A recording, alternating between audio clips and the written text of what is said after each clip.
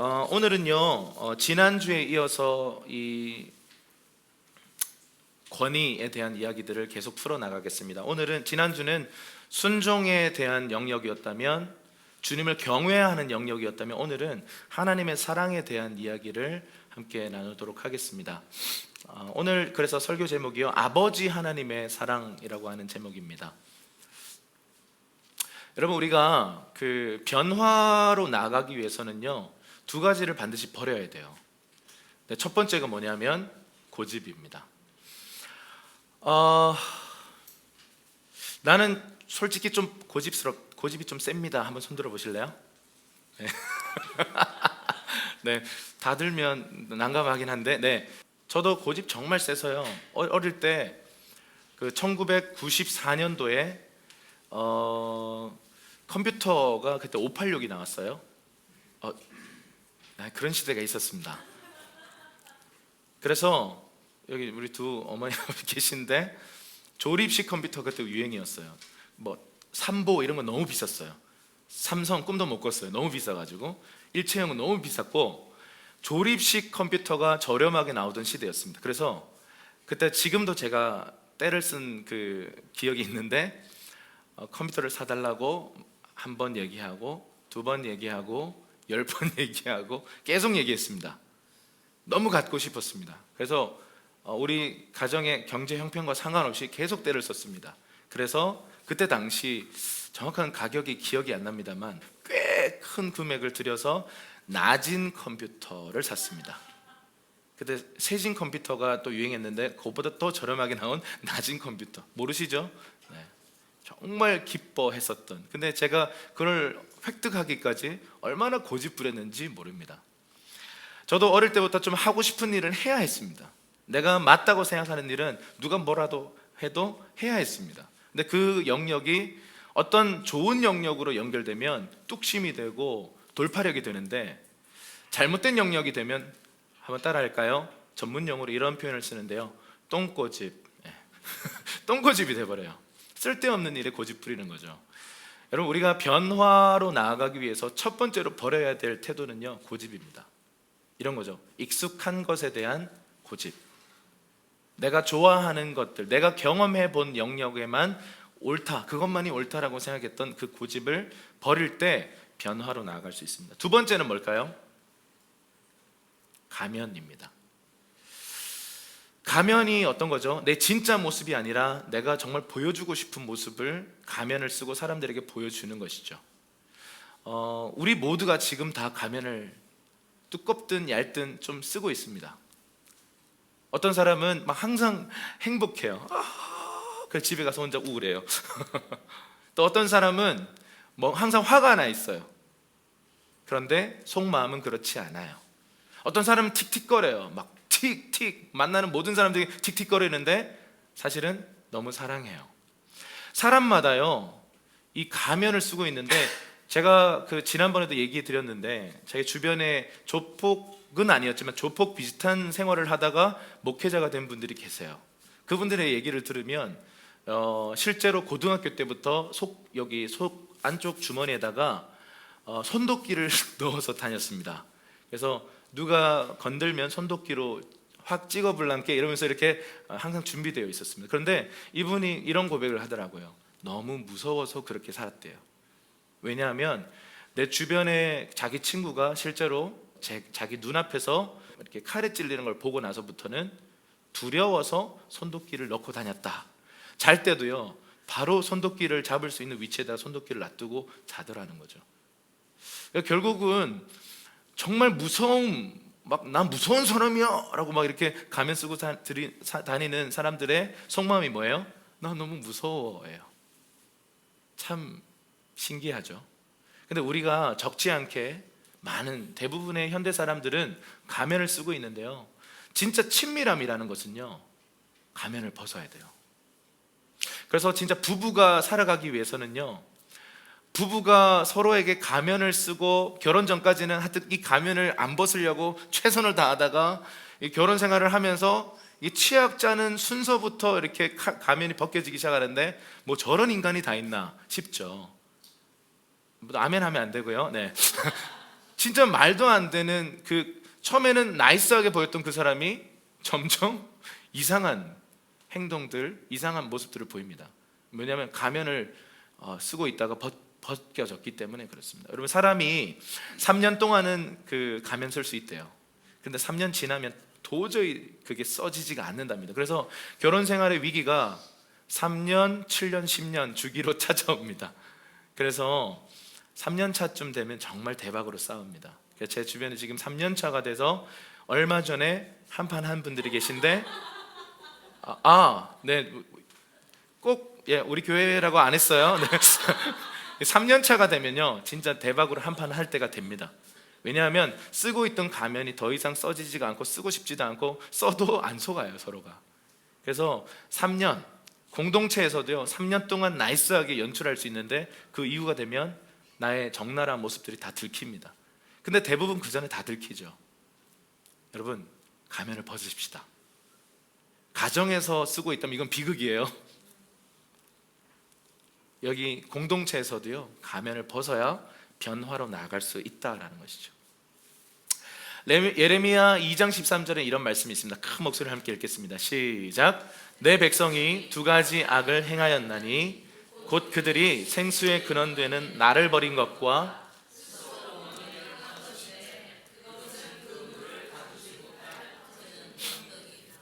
우리 인류가 역사적으로 계속 반복해오는 죄가 있는데요, 뭐라고 얘기하죠? 두 가지 악이라고 했는데 첫 번째가 생수의 근원되는 하나님을 버렸다라고 얘기합니다. 생수의 근원을 버렸다. 우리 하나님은 생수의 근원이신 줄 믿습니다. 근데 그걸 버렸대요. 그걸 버리니까 어쨌든 뭘 먹고 살아야 되잖아요. 그래서 어떻게 했습니까? 스스로 웅덩이를 파는데, 여러분, 웅덩이의 목표가 뭐죠? 물을 저축해 놓는 거예요. 가둬 놓는 거예요. 그래서 필요할 때마다 쓰는 건데, 이 웅덩이의 특징이 뭐죠? 스스로 판 웅덩이의 특징이 뭐예요? 스스로 판 웅덩이는 터진 웅덩이다 그래요. 물을 저축할 수 없고요, 그냥 새 나가는 거예요. 여러분, 깨진 독에 물 붓기라는 말이 있잖아요. 그 말입니다.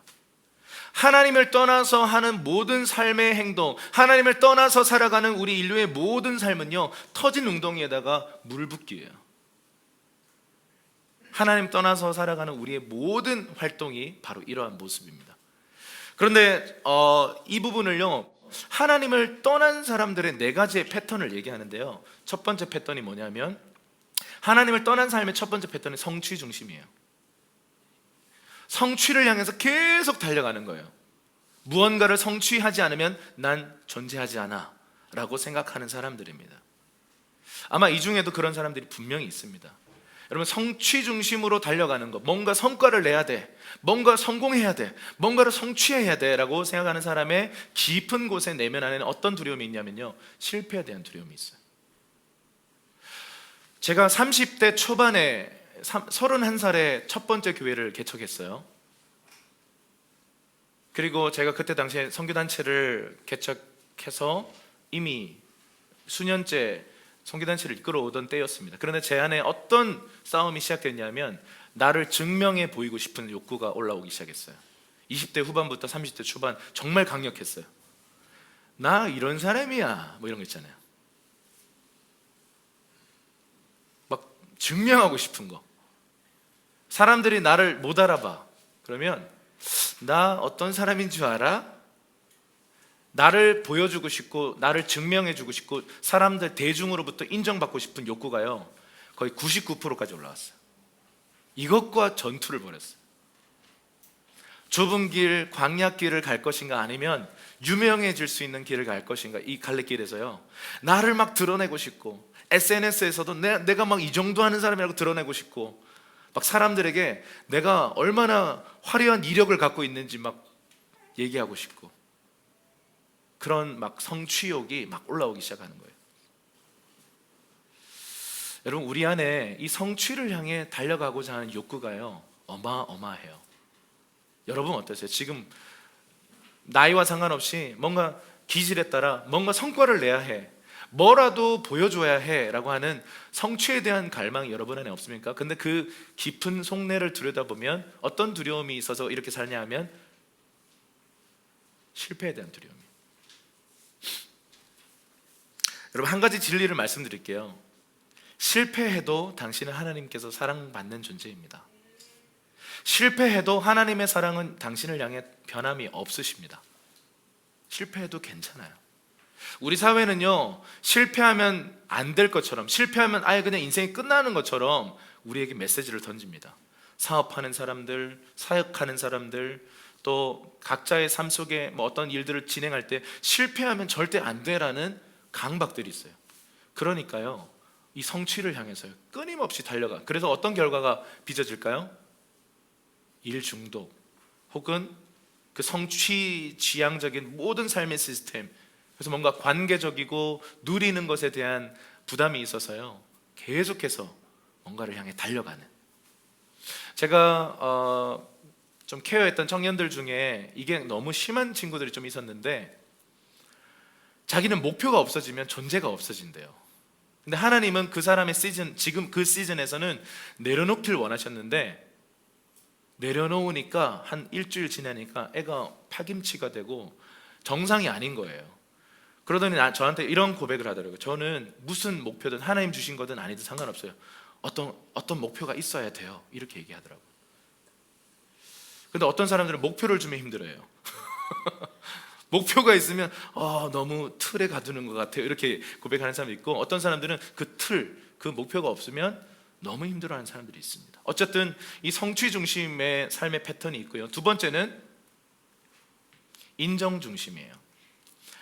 이 인정 중심의 이 패턴을 가진 사람들은요, 사람의 인정을 얻기 위해서, 일의 성취가 아니에요, 성과가 아니라 그 사람들에게 인정받고 싶어서요 막 달려가요.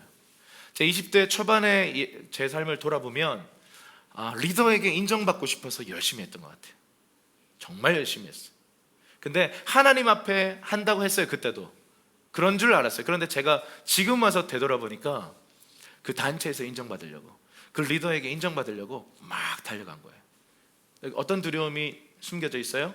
거절에 대한 두려움. 사람들에게 거절받으면 어떡하지? 리더가 나를 거절하면 어떡하지? 그러니까 열심히 한 거예요. 하나님 앞에 반응해서 열심히 한 게 아니었던 것이죠. 제가 그것들 좀 회개하는 시간들이 좀 있었어요. 자, 세 번째 하나님을 떠난 삶의 패턴은요, 쾌락 중심이에요.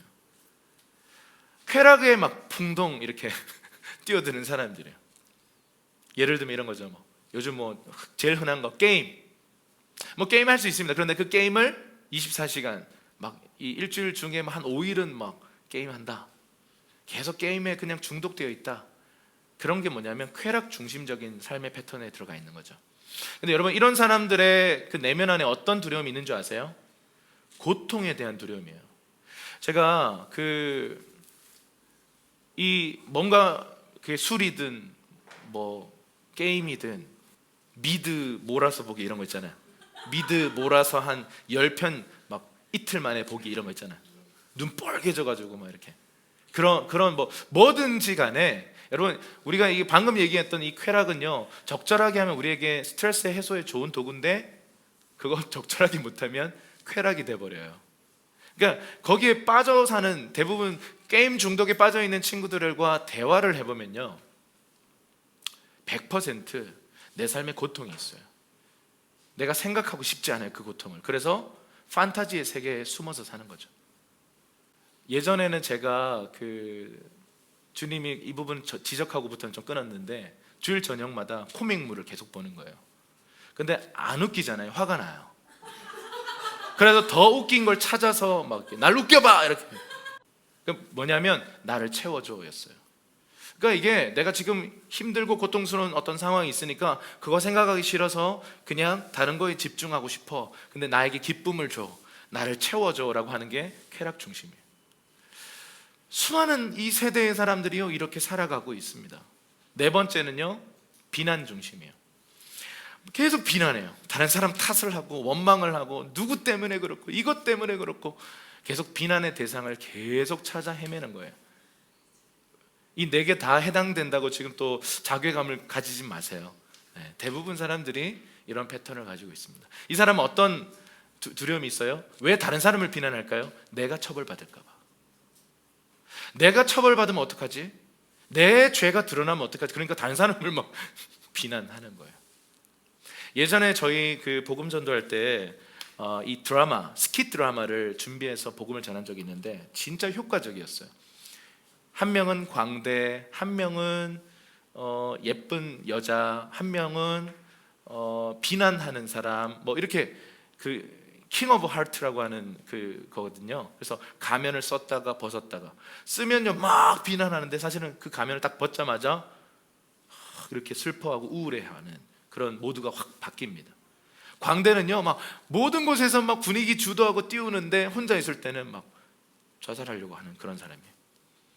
그런 제 드라마를 보면서 그 깨어진 마음, 하나님을 떠나 살아가는 사람들의 삶은 이러한 패턴을 가지고 있다는 것을 보여줍니다. 그래서요 이 두려움이라는 것은요 끊임없이 우리를 달려가게 만드는 원동력이 돼요. 여러분 우리가 지금, 여러분이 지금 하고 있는 일, 가정생활, 사역 무엇이든 간에요 두려움 때문에 여러분이 지금 달리고 있다면 여러분 지금 잘못 살고 있는 거예요. 여러분이 지금 달려가고 있는 근원이, 동력이 두려움 때문에 내가 처벌받을까 봐, 내가 실패할까 봐 열심히 지금 달려가고 있다면 우리는 지금 잘못된 근원으로부터 달려가고 있어요. 우리가 달려가야 되는 이유가 뭐죠? 생수의 근원 대신 주님이 주시는 공급, 그 생명, 그 사랑 때문에 달려가야 되지 이 두려움 때문에 달려가서는 안 된다는 거예요. 여러분 이 두려움은요 성취를 향해서 달려가게 만들고, 인정을 향해 달려가게 만들고, 쾌락을 향해 달려가게 만들고요, 비난 중심을 향해 달려가게 만드는데, 비난 중심도 두 가지로 나눠지는데, 이게 이제 그 YM에서 얘기하는 그 다림줄에 나오는 얘기들이에요. 이건 뭐냐면 자기를 비난하게 막 만들어서 결국 어디로 끌고 가요? 자살하게 만들어요. 타인을 막 비난하는 사람들이 있거든요. 그 사람들은 자살하지 않아요. 다른 사람을 죽여요. 근데 자기를 비난하는 사람들이 정말 좀 무서운 거예요.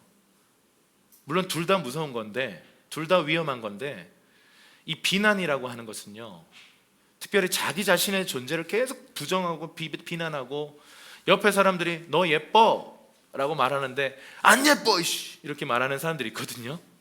회개할지어다. 한번 따라할까요? 나는 아름답다.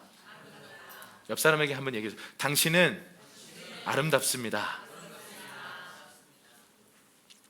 우리 좀 더 찐득하게 한번 해볼까요? 앞뒤 분 보면서 한번 이렇게 얘기할게요. 아름다움이 죄라면 당신은 사형. 할렐루야. 그래서 이 두려움이라는 것은요 계속해서 우리를 뭔가 달려가게 만드는 잘못된 원동력이 된다라는 것입니다. 그래서 이 두려움은요 수동적인 두려움이 있고, 공격적인 두려움이 있고, 조종하는 두려움이 있습니다. 그래서 이 성취와 인정과 쾌락과 비난을 향해서 계속해서 달려가게 만드는 근원이 바로 두려움이에요. 근데 성경은 이 두려움에 대해서 뭐라고 말하고 있냐면요 이렇게 말하고 있습니다. 한번 읽어보겠습니다. 시작. 사랑 안에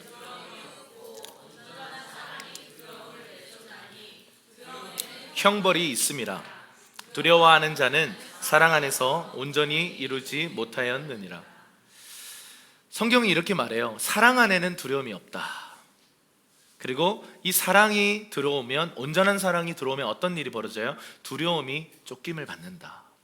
그러니까 아까 말한 것처럼 하나님을 떠난 네 가지 패턴이 뭐였죠? 성취와 인정과 쾌락과 비난을 향해서 막 달려가는 그 삶 안에 하나님의 사랑이 들어오면요 그 모든 두려움이 다 근원이 쫓겨나가니까 우리의 삶의 방향이 정리가 돼버리는 거죠. 그래서 하나님의 사랑이 들어오면 두려움이 없어진다. 자, 여러분 안에 지금 정직하게 두려움이 있습니까? 라는 질문을 한다면 네, 이 영역이 좀 두렵습니다 라는 마음이 있다면 오늘 여러분 안에 하나님의 이 온전한 사랑이 필요한 것이죠. 아멘이십니까? 네. 우리 계속 좀 살펴보겠습니다. 이 하나님 아버지를 경험할 때 우리가요 어떤 하나님의 사랑을 경험할 때 우리의 정체성이 회복됩니다. 그리고 두 번째는 정체성이 회복된다는 말은 뭐냐면 내가 누구인가에 대한 답이 내려지면 아 이렇게 내가 살아야 되는구나 라고 하는 답이 따라 붙게 돼 있어요. 그래서 사명과 비전이 깨달아져요. 그리고 세 번째, 우리가 가치관이 바뀌어요. 뭔가 성취를 향해 뭔가를 잘 이루어야 되고, 이게 아니라 사랑하면서 사는 거구나 라는 것들을 깨달아요.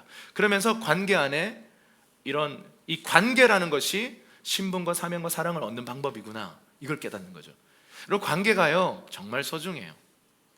제가 그렇게 인생을 오래 산 거 아닌데, 제가 지금까지 살면서 제 인생의 수많은 가치들을 봤는데 그 중에 가장 중요한 것은 관계더라고요. 여러분, 이 관계가 영원히 지속돼요. 저와 여러분들이 예수를 믿는다면요, 우리가 무슨 짓을 하면서 살아도요 나중에 천국 가면 다 한 가족 돼버려요. 할렐루야.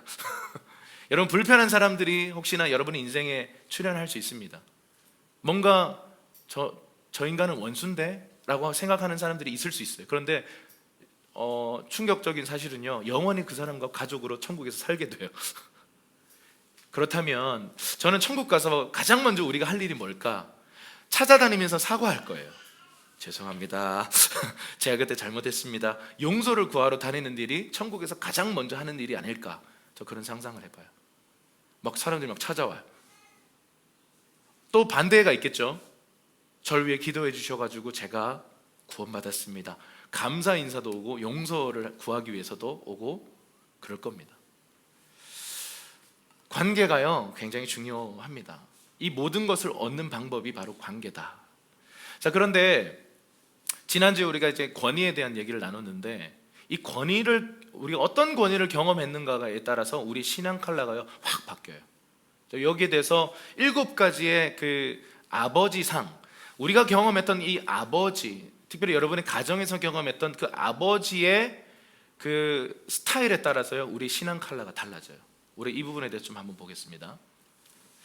특별히 이 파스칼이라는 사람이 이런 말을 했습니다. 한번 읽어볼까요? 시작. 인간의 마음 속에는 하나님만이 채우실 수 있는 빈 공간이 있다, 이렇게 말합니다. 헨리 나우엔이요 이런 얘기를 했어요. 한번 읽어볼게요. 내일의 세대는 아버지 상실의 세대다. 헨리 나우엔이 예언과 같은 이런 이제 그의 상처 입은 치유자라는 책에서 이런 말을 했어요. 내일의 세대는 아버지 상실의 세대다. Fatherless generation이다. 아버지 없는 세대가 될 것이다. 이 말이 모든 아버지가 사라진다 이 말이 아니고요, 미래에 출현할 이 세대들은요 아버지가 계셔도 마치 아버지가 없는 고아처럼 살아가는 존재들이 될 것이다 라고 말했는데요, 이 헨리 나우엔은 이미 돌아가셨어요. 근데 우리 세대를 지금 보면요 정말 고아 같아요. 지금의 젊은이들과 저도 그 싸움을 계속 해왔고 그러한 ING 중에 있어요. 제가 가장 많이 싸우는 이 스트러글이 뭔지 아세요? 내 안에 고아의 마음이 있는 거예요. 지금 청소년들과 만나서 대화해보면요 유복한 가정이든 가난한 가정이 상관없어요. 다 고아처럼 살아가고 있어요.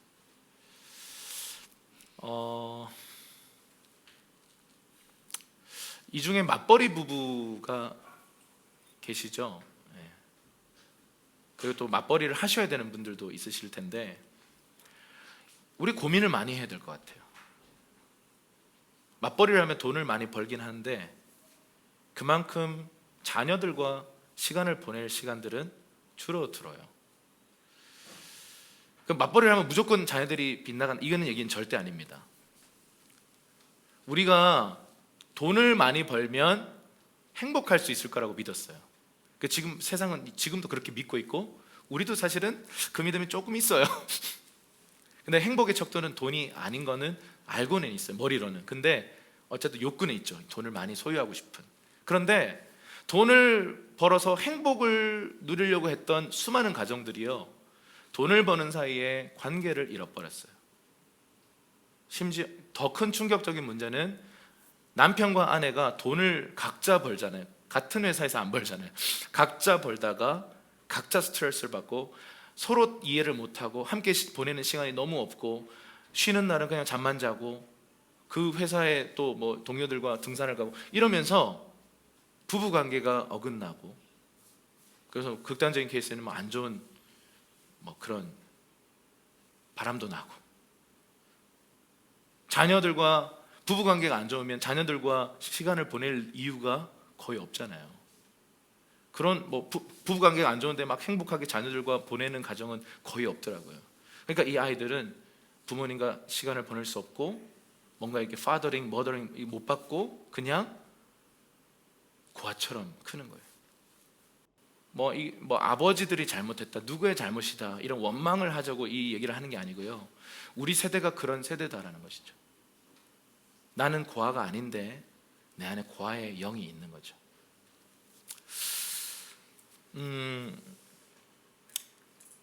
로마서 8장 15절에는요 고아의 영과 반대되는 영을 얘기해요. 한번 읽어볼게요. 시작. 너희는 다시 무서워하는 종의 영을 받지 아니하고 양자의 영을 받았으므로. 우리가 이 양자의 영을 받아서 하나님을요 그냥 부담스럽지 않게 아빠 아버지라고 불러요. 그런데 제가 사역하면서 다양한 배경에 있는 사람들을 만나면서 하나님을 아빠라고 부르는 것에 대한 부담을 가진 사람들을 여럿 만났습니다. 심지어 이런 얘기를 들었어요. 하나님이 아버지라면 저 안 믿을게요 이렇게 얘기하는 사람도 봤어요. 결국 얘기를 들어보니까 아버지와 심각한 아픔이 있었던. 그런데 여러분, 성령님이 우리 안에 들어오시면요 우리 안에 그냥 계시적으로, 이건 이해의 차원이 아니라 하나님 아버지라고 불러보세요 이게 아니라 그냥 아버지구나 이게 자연스럽게 계시해 주세요.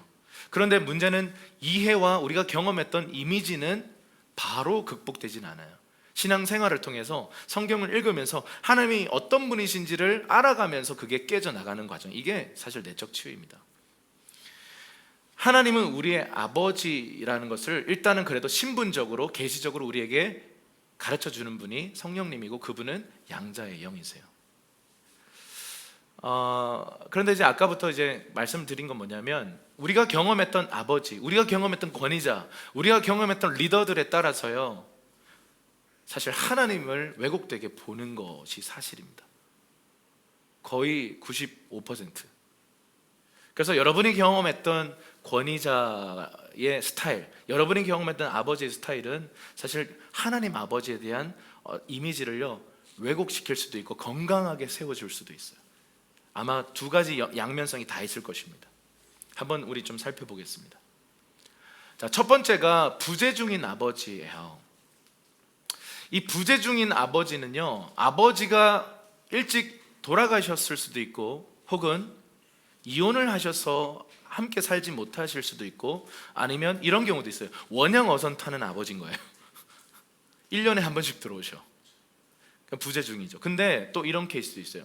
늘 아버지가 한 집에 사는데 함께 대화할 시간이 없어요. 함께 만나서 밥 먹을 시간도 없어요. 그냥 각자 스케줄. 애들이 좀 크면요 그렇게 돼요. 애들 아침 일찍 학교 가고 또 이제 야자 끝나고 집에 오면 부모님과 대화할 시간이 없는 거예요. 그러니까 어느 순간부터는 부모님 없는 사람이 돼버려요. 부모님 함께 사는데 부재중이에요. 혹은 어디에 유학을 갔다든지 그러면 부재중인 아버지에 대한 이미지가 굳어집니다. 그러면 어떤 일이 벌어지냐면 임재가 뭔지를 몰라요. 하나님의 임재가 뭔지에 대해서 잘 못 느껴요. 저는 이제 여기 저희 가족 얘기를 이제 안 할 수가 없는데 제 아버지는 그 예전에 당구장을 운영하셨어요. 그래서 제 친구들 정말 부러워했죠. 야, 너 정말 좋겠다. 안 좋았어요. 여러분 그런 거 아세요? 짜장면집 아이는 짜장면 싫어해요. 저는 당구를 한때는 좀 약간 좋아했습니다. 그래서 칠판이 진짜 당구 이걸로 보이더라고요. 막 선생님이 화학 신호 딱 썼는데 이게 막 움직이더라고요. 3 쿠션 이러면서. 그래서 저는 근데 그 공 맞는 소리가 한때는 싫었어요. 막 노이로제가 오는 거예요. 너무 많이 들어요. 사실 제가 싫었던 이유는 좀 부끄러운 얘기지만 저도 이렇게 청소를 가끔씩, 아주 가끔씩 도와드렸거든요. 근데 그게 하기 싫어가지고 할렐루야. 그래서 당구가 싫었어요. 그 마음 아세요? 하여튼 여러 가지 이유가 있었는데 당구장을 경영하면요 오후부터 이렇게 경영이 시작돼서 사실 제가 옆에서 많은 얘기를 듣잖아요. 이 막 돈도 안 되는 한 팀이 남아가지고 12시부터 집에 안 가는 거예요. 3시, 4시, 막 5시까지 막 치는 거예요. 자기들끼리 왜 승부욕 불붙어가지고 야, 한 판 더 해! 이래가지고 하는데, 이제 아버지 얘기를 들어보면 가서 이제 그만하시라고 이렇게 그 한 팀 때문에 돈도 얼마 뭐 이렇게 안 되는 팀인데 계속 하는 거예요. 주인 아저씨 생각도 안 하고. 그런 진상 고객들 때문에 그러니까 어쨌든 패턴이 안 맞아요. 저는 집에 있을 때, 그리고 아버지 집에 계실 때 서로 자는 거예요. 서로 자요. 그러니까 함께 대화할 시간이 없고, 그러다 보니까 한 번씩 일요일 날, 그때 당시 저 교회 안 다녔으니까 일요일 날 일요일 아침에 여러분 그 만화 영화, 투니버스 만화 영화를 했었어요. 그때 이제 했던 프로그램 중에 하나가 톰과 제리, 정말 최애 작품이에요. 그거 정말 재밌게 이렇게 보고, 이렇게 하루 종일 이렇게 TV를 보고 있죠, 아버지랑 그 방 안에서. 근데 한마디도 안 해요. 첫 마디, 담배 한 감 사왔나 이거. 그러니까 이게 서로 뭘 어떻게 해야 될지 모르겠는 거죠. 할 말이 없어요. 그래서 그냥 그렇게 그냥 TV 보다가 담배 심부름하고 밥 먹고 친구들과 이제 농구하러 나가는 거죠. 하루 종일 농구하는 거예요. 그렇게 저는 청소년기를 보냈어요. 할 말이 없어요. 그에 비해 엄마랑은 할 말이 많았어요. 와가지고 뭐 오늘 있었던 얘기를 막 드라마틱하게, 코믹하게 막 다 얘기해놓고는 엄마가 막 어떤 때는 충격적인 얘기를 제가 막 늘어놓고 진짜냐고 물어요. 그럼 뻥이야 그러고 이렇게 돌아서고 도망가고 막. 지금 생각하면 또라이죠. 근데 이렇게 막 함께 대화할 거리가 많은데 아버지랑은 대화할 거리가 없는 거예요. 왜요? 함께 보낸 시간이 좀 적었어요. 지금 이제 최근에 이제 아버지랑 이렇게 공통분모를 이렇게 찾아보니까, 일단은 첫 번째는 하준이더라고요. 하준이를 같이 이렇게 보고 맡기고 이렇게 이게 또 하나의 공동분모가 됐고, 제가 지금 저도 요즘 약간 관심이 가고 있는 낚시를 하려고 하니까 갑자기 더워져가지고 굉장히 또 고민스러운데요. 아버지 곽씨가 아니고 낚시광이세요. 낚시 정말 좋아하시고 집에 장비 막 이만큼 있고 그래요. 그래서 같이 좀 낚시를 좀 해야 되겠다 이런 생각이 들더라고요. 그래서 아직 못 갔어요. 다음 주에 가기로 했는데 어쨌든 함께 시간을 많이 보내지 못하면요, 함께 있으면 부담스러운 거예요. 근데 이게요, 저에게 어떻게 찾아왔냐면 하나님의 임재가 뭔지를 잘 모르겠더라고요. 제가 그때도 찬양 인도했거든요. 주님의 임재 더 가까이 막 하는데 그 임재가 뭐지? 이런 딜레마가 있었어요. 하나님이 나와 함께 있다는 게 안 느껴져요. 이거가 극복되어 어떤 돌파가 있기까지 굉장히 힘들었어요. 아마 이 중에도 예배 시간이 곤혹스러운 사람들이 있을지 몰라요. 이게 안 느껴져요. 막 다들 막 울면서 막 이러고 있는데 나 혼자 아무것도 안 느껴져요. 제가 그랬었어요. 근데 결국은 부재 중인 아버지에 대한 이미지가 내 안에 있기 때문에 하나님에 대해서도 함께 하시는 걸 잘 못 느껴요. 그리고 그게 익숙지 않고 불편해. 이 사람들에게 필요한 진리가 뭘까요? 한번 따라 합시다. 하나님이 나와 함께 하신다. 이 진리가 필요해요. 이 계시가 필요해요. 자, 두 번째 유형은요, 무능력한 아버지예요. 이 무능력한 아버지라는 것은 이게 뭐 정서적인 문제가 있을 수 있고 어떤 뭐 경제적인 문제가 있을 수 있고 여러 가지가 있는데, 무능력한 아버지에 대한 이런 경험이 있는 사람들은요, 어떤 장애가 있냐면 의무감으로 신앙생활을 해요. 그리고 이 의무감이 대단해요. 그리고 연민으로 달려가는 사람들이에요. 뭔가 그분에 대한 사랑과 어떤 이거의 반응이 아니라 이 무능력한 아버지를 경험했기 때문에 내가 마치 소녀 가장처럼 뭔가를 해야 했던 사람들이었던 거죠. 그러니까 이 사람들은요, 신앙에서도 의무감으로 막 달려가기 시작해요. 자기 연민 혹은 누군가에 대한 연민 때문에, 하나님이 말씀하셔서 하는 게 아니라 연민 때문에 막 달려가는 사람들이에요. 이 사람들에게 필요한 진리가 뭘까요? 하나님, 한번 따라합시다. 하나님은 전능한 분이십니다. 그분은 무능력하지 않습니다. 그분이 말씀 하나로 이 모든 상황을 돌파하시고 바꾸실 수 있는 분이라는 거죠. 자, 세 번째 유형은 무관심한 아버지예요. 여기 무책임한 것과 연결되어 있는데요, 나한테 관심이 없어. 그러면 어떤 장애가 생기냐면 하나님도 나한테 관심 없을 거라고 생각해요. 그래서 내가 내 힘으로 이 모든 것들을 해야만 해라고 하는 생각이 많은 사람들입니다. 근데 여러분, 이 사람들에게 필요한 진리는 뭐냐면, 한번 따라해 주십시오. 하나님은 나를 지키시고 보호하시는 분이십니다. 하나님 정말 우리에게 관심 많으세요. 여러분, 우리가 기도도 안 해도 돼요. 에휴, 너무 힘들어서 그냥 이 신음만 해도요, 그 신음을 들으시는 분이라고 성경은 말하고 있습니다. 하나님 우리에게 정말 관심 많아서요, 이렇게 쳐다보고 있어요. 이거 아닙니다. 잘하나 보자, 이거 아닙니다. 이렇게 사랑의 눈으로 관심을 갖고 우리를 보고 있습니다. 자, 네 번째 유형은요, 권위적인 아버지예요. 자, 한국의 이런 대부분 아버지들이 좀 권위적이었는데, 이 문화잖아요. 그러니까 아버지가 좀 많이 권위적이고 무서우면 어떤 일이 벌어지냐면 숭배의 대상이 돼버려요. 항상 아부해야 되고, 항상 그 아버지가 두려워서 뭔가 이렇게 잘 보여야 되고, 이런. 제가 최근에 만났던 가장 강력했던 한 형제가 아버지를 너무 무서워해서 너무 묶여서 살아가요. 나이가 이제 20대 후반인데 30년 동안 아버지가 시키는 대로 안 하면 큰일 날 것 같아가지고 힘들어했던 이 형제인데, 자신의 요청을 들어주는 아버지, 자신의 필요를 채워주는 아버지를 경험한 거예요. 근데 여러분, 이 사람들에게 필요한 진리는 어떤 거냐면요, 먼저 찾아오시는 하나님이세요. 하나님이 우리에게 먼저 찾아오셔서 자신을 낮추시는, 권위적으로 다가오시는 분이 아니라 종으로, 친구로 다가오시는 분이십니다. 아멘이십니까? 자, 그 다음은요, 완벽주의 아버지예요. 이 완벽주의 아버지랑 살면 일단은 피곤하죠. 기본적으로 피곤해요. 일단 뭐 무서운 아버지랑도 피곤한데 더 피곤한 게 완벽주의 아버지. 심한 경우 이렇게 청결벽 같은 게 생길 수 있는데, 제가 이렇게 봤어요.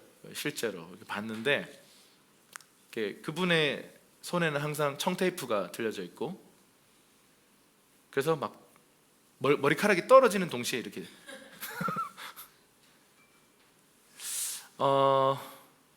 어떤 장애가 있냐면요, 이런 아버지 밑에 크면요, 모든 것이 간섭이야. 그냥 나한테 뭐 이렇게 조언하는 친구의 말도 간섭이고, 다 그냥 간섭으로 느껴져요. 그리고 하나님의 음성도 간섭이야. 그리고 부담스러워요. 그냥 나 좀 내버려 두세요. 나 혼자 알아서 할게요.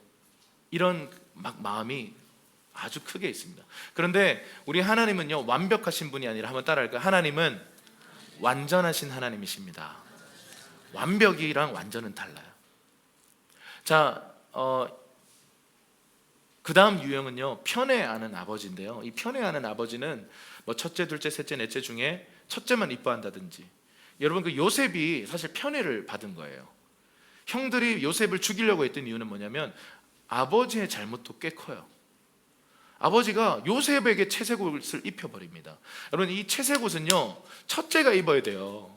장자가 입어야 된다고. 그런데 장자가 멀쩡히 있는데 요셉에게 자기가 사랑하는, 더 사랑하는 아내가 둘이 있었는데, 라헬의 첫 번째 소생이었던 요셉에게 모든 총애를 쏟아부어 버리니까 나머지 형제들이 화가 나는 거죠. 그러니까 죽이려고 했던 거죠.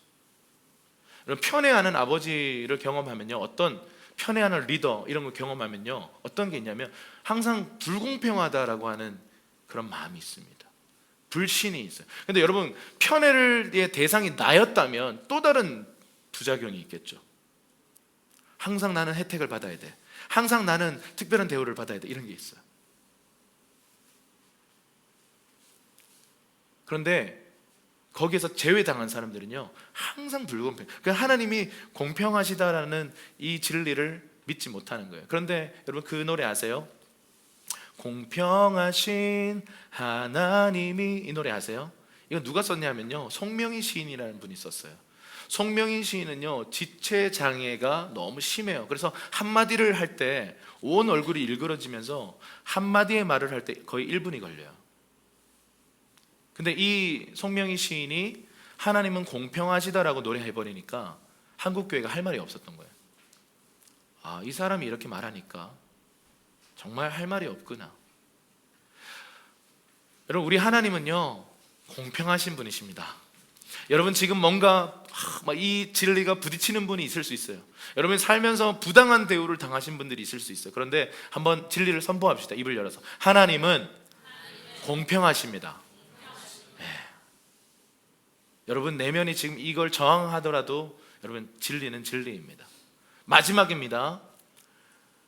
학대하는 아버지예요. 지나치게 때리고 욕하고 폭언하고, 좀 약간 정신적으로 문제가 있는 경우는 이거는 이제 체벌이 아니라 이렇게 회초리가 아니라 구타를 하는 아버지들이 있죠. 이 학대하는 아버지 밑에 큰 사람들은요, 좀 사람들을 이용하는 약간 소시오패스적인 길로 갈 가능성이 커요. 이게 정말 심해지면 사이코패스가 되겠죠. 여러분, 지금 연쇄살인마 이런 진짜 사이코패스들의 그 영화 같은 거 많이 보잖아요. 정말 무섭잖아요. 그리고 진짜 지난번에 연쇄살인범이 나와가지고 그 기자들이 막 찍을 때 보통 어떻게 해요? 이렇게 막 다 가리잖아요. 근데 얼굴 막 웃으면서 막 이랬어요. 그러니까 저 내면은 도대체 어떻게 됐길래 전혀 죄책감을 느끼지 못하는, 사람 죽이면서 즐기는 거예요. 그리고는 죄책감이 전혀 없는 거예요. 이건 일종의 정신병인데요. 학대당하는 아버지 밑에 크면요, 사람은 이용 대상이 돼버리고 좀 잔인한, 그래서 하나님에 대해서도요, 날 이용하시네, 리더들한테도 날 이용하네, 이런 생각들이 막 들어요. 그런데 여러분, 진리는 이런 겁니다. 한번 따라 하실까요? 하나님에게는 불의가 없습니다. 여러분들 이 중에 뭐 한 개 혹은 두 개 더 많이 여러분에게 해당될 수 있습니다. 여러분에게 지금 가장 주도적인 어떤 증상, 하나님을 인식하는 데 있어서 장애는 어떤 게 있습니까? 보여드렸던 7가지의 이 유형 중에서요. 그런 면에서 그런 면에서 보면 가정이 정말 중요합니다. 올해를 시작하면서 기도 가운데 계속해서 주셨던 마음, 그리고 지금 계속 고민하면서 이걸 어떻게 풀어가야 하나 고민하고 있는 주제는 가정입니다. 건강한 남편, 건강한 아내, 건강한 부모, 건강한 자녀가 연합되어 있는 곳, 거기가 가정입니다. 여러분, 특별히 여기에 이제 남자들이 있으신데요, 우리 엄마의 역할 굉장히 중요한데요, 엄마의 역할도 굉장히 절대적이죠. 그런데 우리가 간과할 수 있는 건 뭐냐면 아빠의 역할이에요. 근데 이 아버지의 역할은요 굉장히 중요하더라고요. 교육학에서도 아버지의 역할이 굉장히 중요하다고 얘기하는데, 근데 사실 2가지예요. 첫 번째는 늘 그 자리에 있는 기준점이더라고요. 아버지가 그냥 존재하면 돼요. 그냥 함께 그냥 살면 돼요. 아버지가 늘 그 자리에 계셔 주시면 아이들은 안정감을 얻는데요. 두 번째, 옳고 그름에 대해서 아버지가 끄어줘야 된대요.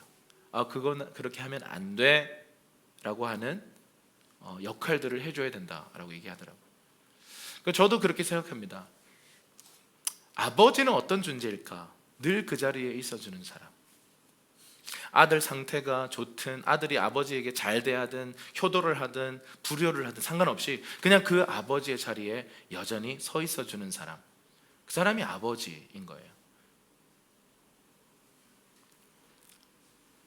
근데 오늘 여러분이 경험했던 아버지, 여러분이 경험했던 권위, 그 리더와 상관없이 누가복음 15장에 나타나는 한 아버지의 이야기가 나타나요.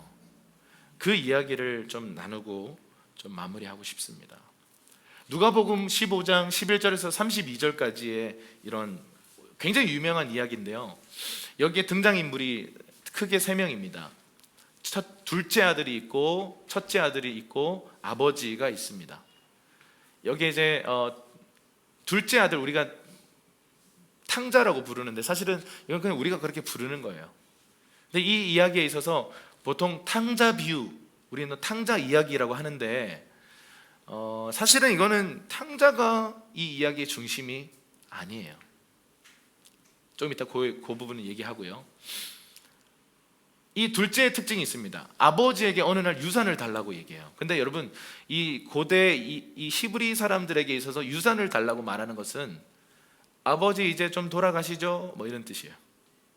항상 유산은요, 돌아가시기 전에 첫째 아들에게 3분의 2, 둘째 아들에게 3분의 1을 줍니다.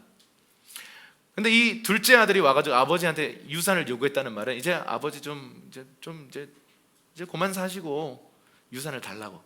이건 정말 폐륜적인 행동입니다. 근데 그 유산을요, 돈으로 가지고 다닐 수 있는 화폐 단위로 받아가지고 먼 나라로 도망갑니다. 그래서 방탕하게 지내고 돈을 다 탕진해 버립니다. 그래서 어떤 신세까지 내려가냐면, 이스라엘 사람들은 돼지를 부정하게 생각하거든요. 굽이 있는 이런 것들 다 부정하게 생각하는데, 이 돼지를 치는 일을 해버립니다. 말하자면 막장 인생을 사는 거죠. 돼지를 치면서 쥐염 열매가 뭐냐면 돼지가 먹는 열매인데요, 쥐염 열매조차 좀 얻어먹으려고 하는데 못 얻어먹는 완전 거지. 이 거지가 좀 심각한 거지들은 쌍거지라 그러잖아요. 쌍거지가 된 거예요. 근데 인생이 완전 막장에 내려가니까 이런 생각이 드는 거예요. 죽고 싶다. 여러분 그런 적 없으세요?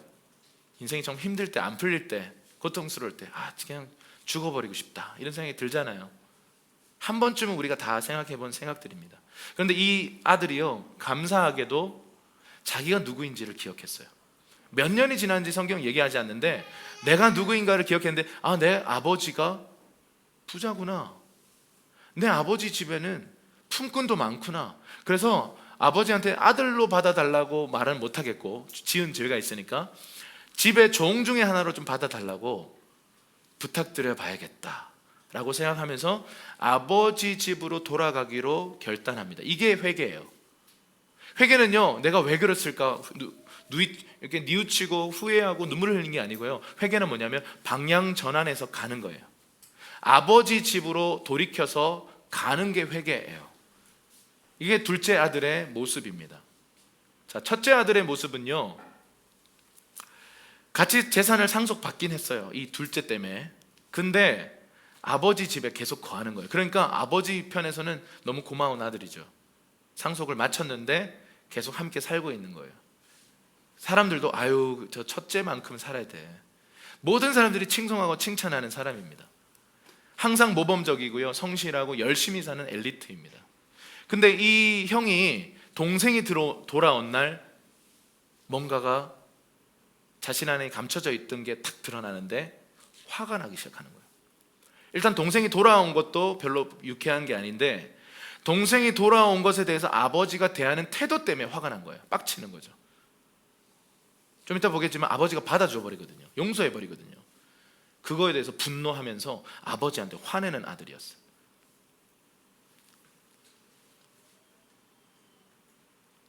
자, 그러면서 이제 이 그림 한번 보세요. 앞에 있는 그림, 렘브란트가 그린 이 탕자의 귀환이라고 하는 그림입니다. 뒤에 잘 보이시나요? 네. 여기 보면 이게 이제 집 나갔다가 이제 개고생하다가 돌아온 둘째 아들입니다. 옷 보세요. 이게 뭐 옷이 아니죠. 그냥 거렁뱅이에 그냥 두르고 있는 거예요. 여기 잘 안 보이실 텐데 신발도 다 떨어졌어요. 아주 디테일한 묘사입니다. 머리도요, 심지어 다 빠졌는데 이게 정말 저게 맞았을 가능성이 큽니다. 제대로 된 양분 공급이 못 되고 이러면요, 머리가 빠진다고 합니다. 어쨌든 완전 거지가 돼서 돌아오는, 돼지를 치다가 돼지 오물 다 묻혀서 막 더럽고 냄새나는 그런 아들이 돌아왔는데 이 아버지가 받아줘요. 근데 옆에 있는 첫째 아들 보세요. 아주 잘생겼습니다. 옷도 좋은 거 입고 있고 정말 멋진 엘리트의 모습인데 눈빛 보세요. 화가 나는 거죠. 이 돌아온 이 둘째를 보면서 저 자식을 막 그냥. 근데 저 자식을 받아주고 다시 막 품어주고 사랑하는 아버지 보니까 화가 나는 거예요. 자, 질문하겠습니다. 여러분 이 그림 한번 보세요. 여러분은 이 그림에서 누굽니까? 아버지가 있고요, 돌아온 탕자가 있고 큰형이 있는데, 여기 두 사람 더 있잖아요. 좀 가까이에서 이게 뭔가 하고 이렇게 지켜보는 이 사람이 있고요, 가까이도 못 오는 약간 이렇게 숨어가지고 구경하고 있는 구경꾼이 있어요. 자, 이 다섯 인물 중에 여러분은 어디에 속해 있습니까? 일단 결정을 하세요.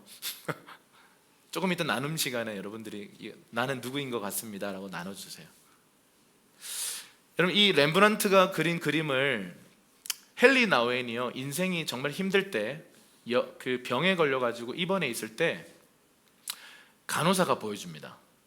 간호사가 이 그림을 보여주면서 당신은 이 인물들 중에 누굽니까? 라고 했을 때, 그때 당시에 헨리 나우엔은 저는 탕자입니다 그랬어요.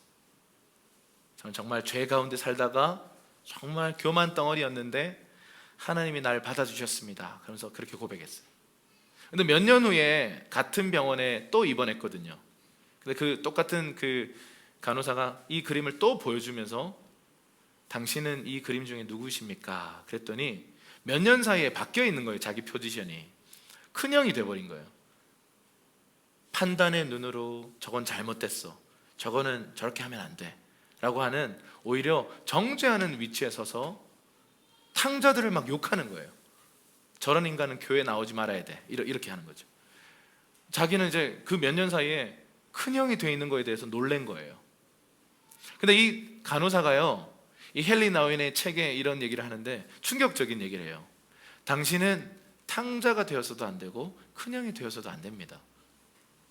당신은 이 아버지가 돼야 됩니다. 이 헨리 나우엔이 충격을 받아요. 아버지가 돼야 된다는 사실 생각은 해본 적이 없거든요. 그런데 이 간호사의 말을 듣고 누가복음 15장을 보는데, 누가복음 15장의 스토리의 주인공은 탕자가 아닌 거예요. 아버지인 거예요. 저와 여러분은요, 이 이야기에서 탕자가 되라, 뭐 큰형이 되라, 물론 우리의 지금의 위치가 탕자일 수 있고 지금의 위치가 큰형일 수 있는데요, 아니면 어떤 분들은 구경하고 있어요 지금. 어떻게 되나 보자 이렇게 보고 있는 거예요. 이 관계 안에 안 들어가 있어요. 아예 그냥 구경꾼으로 머물러 있을 수도 있어요. 그런데 이 이야기의 진짜 포커스는요, 저와 여러분들이 아버지가 되어야 된다라는 것입니다. 조금 이따 보겠지만 이것이 복음이에요. 아버지에 대해서 좀 볼게요. 아버지는 크게 세 가지의 특징을 가지고 있는데, 첫 번째, 한번 따라해 주시겠습니까? 기다리는 아버지. 한번 읽어볼게요. 시작. 아직도 거리가 먼데 아버지가 그를 보고. 아들이요, 페류나처럼 아버지한테 불효를 저지르고 이방 나라로 갔는데요, 그게 몇 년이 됐는지는 성경에 나오지 않는데 아까 그 그림에서 보면 아주 많은 시간이 지난 것 같아요. 근데 이 아버지가 항상 동구밭에 나가서 아들을 기다려요. 여기 보면 어느 날 아버지가 아들이 올 줄 알고 나간 게 아니에요. 항상 아버지는 기다리고 있었어요. 근데 이 아들보다 저 멀리 오는, 그지가 돼서 돌아오는 아들을요, 저 멀리 그냥 실루엣만 보이는데 알아차리고는 좀 이따 보겠지만 막 달려가는 거예요. 먼저 막 찾아오시는 거예요. 여러분, 우리 하나님은요, 우리를 기다리고 계세요. 요즘은 조금 낫습니다만 우리 하음이가 겁이 많아요. 저를 닮았어요. 그래서 저도 예전에 화장실, 제 세대 너무 옛날 사람 같은데, 어릴 때는 제가 푸세식 화장실에 살았습니다. 그래서 우리 모여 있는 연립 주택이라고 해봤자 그냥 이렇게 다가구 달동네에서 살다가, 화장실이요 각 집마다 없고 그냥 공동 화장실이 있는데 두 칸 들어가면 이렇게, 지금은 다시 들어가고 싶지 않은 그런 냄새와 그런 환경들이 있습니다. 특히 밤에 이렇게 큰 게 마려우면 너무 힘들었어요. 그 작은 거는 그냥 대충 이렇게 해결할 수 있었어요. 할렐루야. 형제들은 그런 부분에 있어서 참 감사한 게 있어요. 대충 해결하면 돼요. 뭐 어떻게 하는지는 묻지 마세요. 하여튼 그렇게 할 수 있는데, 큰 거는 어쩔 수가 없어요. 화장실 가야 되는데 밤에 너무 무서운 거예요. 그래서 엄마나 그때 당시 할머니나 하여튼 한 명을 데리고 가서 밖에 서 있으라 그래요. 그러고는 문을 닫긴 닫아야 되잖아요. 닫고 이렇게 볼일을 보는데 너무 무서워. 그때 당시 유행했던 그 한국의 귀신 이야기가 있는데 그 푸세식 화장실에서 손이 올라와서 빨간 휴지 줄까 파란 휴지 줄까, 이게 유행이었어요. 너무 옛날 얘기를 제가 하고 있나요? 하여튼 그래서 너무 무서운 거예요. 화장실에 귀신이 나온다는 이야기가 도니까. 근데 밖에서 엄마 밖에 있어 계속 묻는 거예요. 그럼 있다, 빨리 하고 나온나? 근데 이제 제가 어릴 때부터 이렇게 좀 길게 하는 편이었어요. 그래서 너무 무서운 거예요. 지금도 길게 하는 편인데, 거기 있어 이렇게 물으면 있다고 이렇게. 근데 지금 요즘 제가 그 역할을 해요. 우리 하음이는 이제 밤에 혼자 이렇게 껌껌한데 저기 나가기가 무서운 거예요. 그러니까 아빠 밖에 서 있어. 서 있어. 밖에 안에 계속 얘기해요. 아빠 밖에 있지? 있다니까. 아빠? 이렇게 계속 1분에 한 번씩 계속 물어보는 거죠. 우리 하나님은요, 우리를 기다리시는 분이세요. 예화가 재밌네요. 우리를 기다리고 계세요. 저와 여러분이 하나님을 떠나서 그냥 죄 가운데, 악한 가운데, 여러 가지 그냥 저주 가운데 들어가 있다 할지라도요, 하나님 우리를 기다리시는 분이십니다.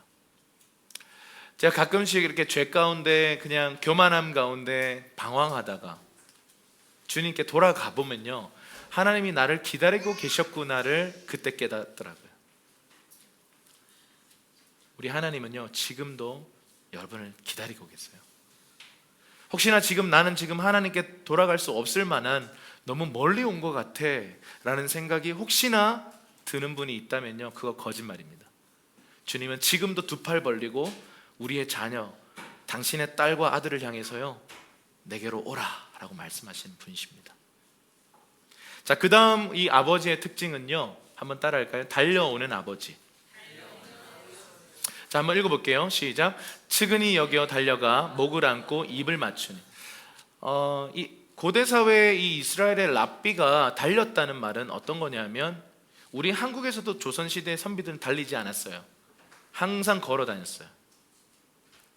근데 달려갔다라는 말은 뭐냐면, 우리 좀 도와주세요. 많이 피곤해하는 우리. 네. 달려갔다는 말은 뭐냐면, 그때 시대에 이제 살아가면서 이 아버지들이 입었던 옷은 통옷이었어요. 통옷을 입고 달리려면 어떻게 해야 돼요? 치마를 들어 올려서, 어디까지 들어 올려야 돼요? 무릎 위에 허벅지까지 들어 올려서 달려야 되는데, 제가 그때 말씀드렸잖아요. 다윗이 그렇게 춤추다가 어떻게 됐어요? 이게 이 속옷이 훅 내려갔어요. 이 아버지가 지금 전력 질주해요. 막 달려가는데요, 그래서 이 신학자 뭐라고 얘기하냐면, 아버지의 하체가 드러났을 것이다 이렇게 얘기해요. 수치가 드러나고 하체가 드러나는데 막 달려가서요, 이 아들을 끌어안고 입 맞추고, 좀 이따 보겠지만 막 가락지를 끼워주라고 그러고 새 옷을 입히라고 그러고 난리가 나고, 심지어는 동네 잔치를 열어버려요. 이 하나님 아버지께서요, 죄 가운데 있는, 그러나 하나님께로 돌아오기로 결정만 한 이 아들, 잘한 거 아무것도 없어요. 그냥 아버지 집으로 돌아오기로만 결정했는데, 이 아버지가요 막 달려가서 이 아버지의 자신의 하체가 드러날 정도로, 수치가 드러날 정도로 막 달려오시는 거예요. 여러분, 이 이야기에서 결국 보여주는 건 뭐냐면, 예수님의 그 십자가에 자신의 수치를 다 드러낸. 여러분, 십자가에 예수님 달리셨을 때 우리 대부분 영화나 이런 조형물 보면 예수님이 팬티 입고 있잖아요. 그거 아니에요. 그거 없어요. 그냥 알몸으로 달려 계신 거예요. 엄청난 수치잖아요, 사람으로서. 예수님이 우리의 모든 수치를 담당하셔서 우리의 모든 수치를 가려주신 분이십니다. 아담이 범죄했을 때 자기가 스스로 막 이 나뭇잎으로 치마를 만들어 입어서 수치를 가렸어요. 그런데 하나님이 그 아담과 하와에게 뭘 입혀주셨어요? 가죽옷을 지어주셨거든요. 우리 하나님은 우리의 수치를 가려주시는 분이십니다. 여러분, 혹시나 하나님에 대해서 내 수치를 드러내는 거 아니야? 날 수치스럽게 만드시는 분 아닐까? 라는 생각이 혹시나 있다면 거짓말입니다. 우리 하나님은요, 우리의 수치를 가려주시는 분이고, 그분의 십자가에서 자신이 수치를 담당하신 분이십니다. 이 하나님 아버지께서요, 우리를 향해 막 달려오시는데 자신의 수치가 드러나는 장면입니다. 세 번째 모습입니다. 한번 따라합시다. 회복하는 아버지. 이 아버지께서 이렇게 하시죠. 한번 말씀 읽어볼게요. 시작. 아버지는 종들에게 이르되 제일 좋은 옷을 내어다가 입히고 손에 가락지를 끼우고 발에 신을 신기라. 그리고 살찐 송아지를 끌어다가 잡으라. 우리가 먹고 즐기자. 이 아들을 막 입맞추고 막 끌어안고, 그러고는 손에 가락지를 끼우고 발에 신발을 신기고, 그리고는 막 살찐 송아지를 끌어다 잡아라. 막 우리가 축제를 열자, 잔치를 열자, 이렇게 얘기하는 거예요. 여러분, 여기 아버지가 회복한 세 가지의 영역이 있는데, 첫 번째는 새로운 옷을 주셨어요. 이 새로운 옷은요, 무엇을 상징하냐면 우리 복음에서 우리를 의롭다 말씀하신 그 칭의, 말하자면 의를 회복시키신 사건입니다. 우리를 의롭다 하시는 거예요. 두 번째, 가락지를 끼웠다는 건 뭐냐면 아들의 정체성을 회복시켜 준 거예요. 거지였고 방탕한 탕자였는데 정체성을 확인시켜 주시는 거예요. 너는 내 아들이다 라고 말씀하시는 거죠. 세 번째, 신발을 신겨 주셨다는 건 뭐냐면 자유와 개별성과, 다시 말하면 우리가 성경에서 내 신을 벗으라는요, 권리를 포기하는 것이거든요. 권리를 회복시켜 준 거예요. 너는 내 아들이다라는 거예요. 여러분, 우리가 처음에 하나님의 자녀로 이 복음 가운데 옮겨지고 나면 주님이 우리에게 이런 회복을 주십니다. 우리가 죄 가운데 있을 때 우리가 회개하면 넌 의롭다라고 말씀하시는 거예요. 그리고 내 아들이다, 너는 내 형상이다, 그리고 너는 내 권리를 누릴 수 있는 내 아들이다 라고 말씀하시는 거죠. 이 그림을 다시 한번 보세요. 이 아들을 이렇게 안고 계시는 아버지의 모습, 그것이 바로 하나님이 우리를 향해서 조건 없이, 나의 상태와 상관없이, 내가 잘 살았나 못 살았나와 상관없이 우리를 있는 모습 그대로 아들로 받아주시는, 딸로 받아주시는 하나님의 마음인 것입니다.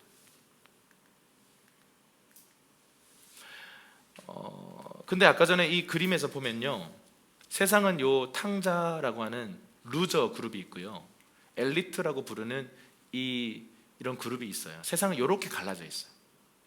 근데 왜 이렇게 갈라져 있을까라는 생각이 들지 않습니까? 왜 세상은 항상 엘리트 그룹과 위너와 루저가 있을까요? 무엇을 기준으로 이렇게 돌아가는 걸까요? 세상은요, 이 관역, 우리 죄라고 하는 정의 중에 하나는 뭐냐면, 이 관역에다가 이렇게 활을 쏘면요, 빗나가다라는 정의가 있습니다. 이 관역, 하나님의 관역에 빗나가는 게 죄예요. 하나님의 정하신 기준이 있는데 빗나가 버리면 그게 죄인데요, 처음에 이거 관역을 향해 막 쏘는데 여기 또 잘 맞추는 사람이 있고 잘 못 맞추는 사람이 있는 거죠. 근데 화가 나가지고 이렇게 만들어 버린 거예요. 하나님의 관역 그냥 제껴버리는 거예요. 없애버리고 내가 만든 관역을 향해서 막 쏘는 거예요. 확 쏘는데 잘 맞아. 근데 재밌는 건 뭐냐면, 근데 이것도 못 맞추는 인간들이 있는 거예요. 세상이 만들어 놓은 기준, 내가 만들어 놓은 기준, 이게 뭐냐면 자기의거든요. 이거 하나님의 의고, 의라는 단어를 아주 쉽게 그냥 좀 의역해서 번역하면 기준이에요. 하나님의 기준이 아니라 세상이 만들어 놓은 기준이 향해서 막 세상을 쏘아대고 있는데, 아까 큰형 같은 사람들 여기 맞추는 사람들이에요. 그런데 동생 같은 사람, 탕자들은요, 여기도 못 맞추는 사람들이에요. 세상이 이렇게 지금 돌아가고 있어요. 아까 그 그림에서 우리가 탕자가 되어서도 안 되고 큰형이 되어서도 안 된다는 말은 뭐냐면, 우리의 기준이 아예 바뀌어야 된다는 거예요. 어떤 그룹에 가도, 어떤 사회에 가도, 어떤 나라에 가도요, 루저 그룹과 위너 그룹이 있어요. 그런데 주님은 오셔가지고 기준 자체가 잘못됐다고 말씀하시는 거죠. 너희는 지금 잘못된 기준을 향해서 달려가고 있고, 그 기준을 따라서 너희는 위너가 돼 있고 루저가 돼 있다, 이렇게 말하는 거예요. 우리의 기준이 누구가 돼야 돼요? 아버지가 돼야 돼요. 아무 조건 없는 사랑, 그것이 복음이 우리에게 제시하는 기준입니다. 그것이 하나님의 의예요. 스바냐 3장 17절 말씀 한번 읽어보겠습니다. 시작. 너의 하나님 여호와가 너의 가운데 계시니 그는 구원을 베푸실 전능자이시라. 그가 너로 말미암아 기쁨을 이기지 못하시며 너를 잠잠히 사랑하시며 너로 말미암아 즐거이 부르며 기뻐하시리라 하리라. 하나님께서 우리를 향해서 갖고 계시는 마음이에요. 여러분, 스바냐 3장 전체를 읽어보면 다 심판에 대한 메시지인데 하나님의 진심은 이 한 구절에 들어있습니다. 여러분, 지금 혹시나 하나님의 다루심 속에 있으십니까? 혹시나 광야 한가운데서 내가 버려졌나 이런 생각이 드십니까? 여러분, 하나님 우리를 향한 진심은요 이거예요. 우리를 향해서 기쁨을 이기지 못하시며, 이거 설마 이런 생각이 들죠. 나 지금 개판으로 사는데요. 예, 그것과 상관없어요. 우리 존재를 향해서 하나님은 기쁨을 이기지 못하신답니다. 그리고 우리를 잠잠히 사랑하시며 사랑의 노래를 부르시며, 여기서 기쁨을 이기지 못한다는 이 표현을 헨리 나우에는 어떻게 번역했냐면요, 기쁨에 춤을 추신다 이렇게 얘기했어요. 정말 기쁨은 춤을 추게 돼 있거든요. 하나님이 우리를 향해서 우리 존재적으로 우리를 바라보시면서 노래하실 뿐만 아니라 춤추시고 계시다라는 것을 여러분 인정하실 수 있겠어요?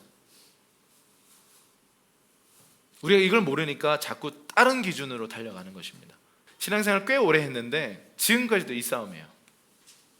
하나님이 나의 어떠함, 내가 실패하든 내가 뭔가를 잘하든 잘 못 살든 상관없이 나를 정말 사랑하시는구나, 지금도 나를 기다리고 계시고 내가 돌이키기만 하면, 아버지의 집으로 돌아가기만 하면 나를 끌어안으시고 달려오시고 회복시키시는 분이시구나 라는 사실을 우리는 너무나 오랫동안 이 세상 기준을 따라 살았기 때문에 믿지 못할 때가 많습니다.